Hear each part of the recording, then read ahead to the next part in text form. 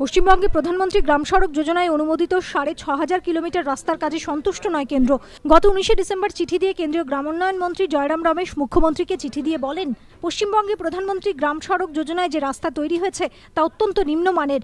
এরকম চলতে থাকলে পরবর্তীকালে আর বরাদ্দ করা হবে না। তবে রাজ্য সরকারের তরফে অবশ্য সাফাই দেওয়া হয়, এক্সিকিউটিভ ইঞ্জিনিয়াররা অন্য কাজে ব্যস্ত থাকায় ঠিকঠাক পর্যবেক্ষণ করতে পারেননি। পঞ্চায়েত মন্ত্রী সুব্রত মুখোপাধ্যায় জানিয়েছেন, ৬,৫০০ কিলোমিটার রাস্তা তৈরির কাজের জন্য মাত্র ৪০% ঠিকাদার টেন্ডারে অংশ নেন। অনেক ক্ষেত্রে একজন ঠিকাদারও আসেন, কিন্তু সরকারি নিয়ম অনুযায়ী একজন ঠিকাদার টেন্ডারে অংশ নিলে তাকে দরপত্র দেওয়া যায় না। সেই কারণে অনেককেই দরপত্র দেওয়া যায়নি। মহাকরণ সূত্রে অবশ্য খবর, ঠিকাদাররা টেন্ডারে অংশ না করার পিছনে অন্য কারণ রয়েছে। বেশিরভাগ ক্ষেত্রেই রাস্তা তৈরি করতে গিয়ে জমি জট বড় বাধা হয়ে দাঁড়াচ্ছে।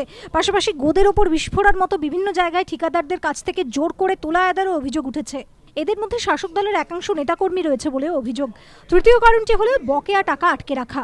মহাকরণ সূত্রে খবর, রাজ্যের কোষাগারে টাকা নেই। কাজের পরও বেশিরভাগ ঠিকাদারেরই বকেয়া মেটাতে পারেনি রাজ্য সরকার। সংশ্লিষ্ট আধিকারিকদের মতে এসব কারণেই ঠিকাদাররাও এবার টেন্ডার পেতে বিশেষ আগ্রহ দেখাচ্ছে না।